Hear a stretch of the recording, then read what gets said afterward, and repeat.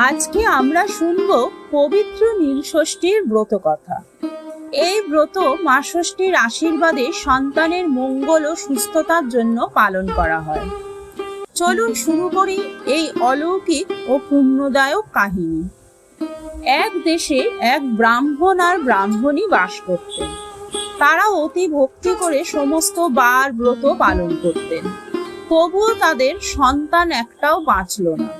তাদের মনে খুব দুঃখ হলো এবং ধারণা হলো যে এই সব বারব্রত করে কিছু লাভ নেই, আসলে সমস্তটাই মিথ্যে।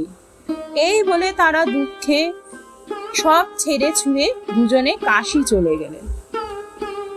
একদিন কাশীতে গঙ্গায় দুজনে স্নান করে উঠে ঘাটের উপর বসে মনের দুঃখে কাঁদতে লাগলেন। তাই দেখে মা ষষ্ঠী বুড়ি ব্রাহ্মণীর বেশ ধরে এসে তাদের জিজ্ঞাসা করলেন, হ্যাঁ গা, তোরা কাঁদছিস কেন? ব্রাহ্মণী বললেন, সে কথা তোমায় বলে কি হবে মা, আমাদের খুবই দুঃখ, আমরা বড় মনের জ্বালায় জ্বলছি। আমাদের অনেকগুলো ছেলে মেয়ে হলো, কিন্তু একটিও বাঁচল না, সবকটাই মরে গেল। তাই ভাবছি যে সব বার ব্রত ঠাকুর দেবতা সবই মিথ্যে, আমরা তো কোনো বার ব্রত বাদ দিইনি, তবে কেন আমাদের সব সন্তান মরে গেল? তখন মা ষষ্ঠী বললেন, দেখো বাছা, তোমরা সব বার ব্রত করো বলে মনে বড় অহংকার ছিল, সেই জন্য সব মরে গেছে। শুধু কি আর বার ব্রত করলেই হয়? ভগবানের ওপর বিশ্বাস থাকা চাই, মন পবিত্র থাকা চাই, এক মনে মা ষষ্ঠীকে ডাকা চাই, তবে হয়। তখন ব্রাহ্মণী বলল, তাহলে আমাদের উপায় কি হবে মা? মা ষষ্ঠী জিজ্ঞাসা করলেন, তোরা কি নীল ষষ্ঠী করেছিস?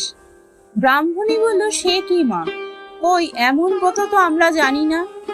তখন মা ষষ্ঠী বললেন, সমস্ত চৈত্র মাস সন্ন্যাস করে শিব পুজো করবে, তারপর সংক্রান্তির আগের দিন সমস্ত দিন উপোস করে সন্ধ্যার সময় নীলাবতীর পুজো করে নীলকণ্ঠ শিবের ঘরে বাতি জ্বেলে দেবে এবং মা ষষ্ঠীকে ভক্তি ভরে প্রণাম করে তবে জল খাবে। এই দিনকে ষষ্ঠীর দিন বলে।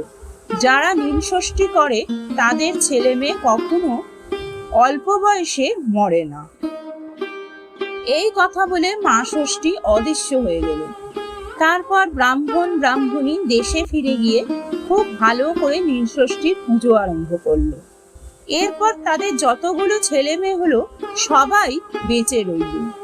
পাড়ার সকলে ব্রাহ্মণীর সুখ দেখে আর নীল ষষ্ঠীর ব্রত জানতে পেরে সবাই নীল ষষ্ঠীর ব্রত করতে লাগলো। এই ব্রত করে সবারই ছেলে মেয়ে সুস্থ রইল। এইভাবেই মা ষষ্ঠীর ব্রত ঘরে ঘরে প্রচার হলো। ভক্তের সব দুঃখ দূর হয় এই মা ষষ্ঠীর ব্রত করলে এবং সন্তানের মঙ্গল হয়। ভক্তি ভরে এই ব্রত পালন করলে জীবনে আসে সুখ, শান্তি ও সমৃদ্ধি। আজকের গল্প ভালো লাগলে লাইক, শেয়ার ও সাবস্ক্রাইব করবেন। কমেন্টে লিখবেন, জয় মা ষষ্ঠী। ওম নমঃ শিবায়।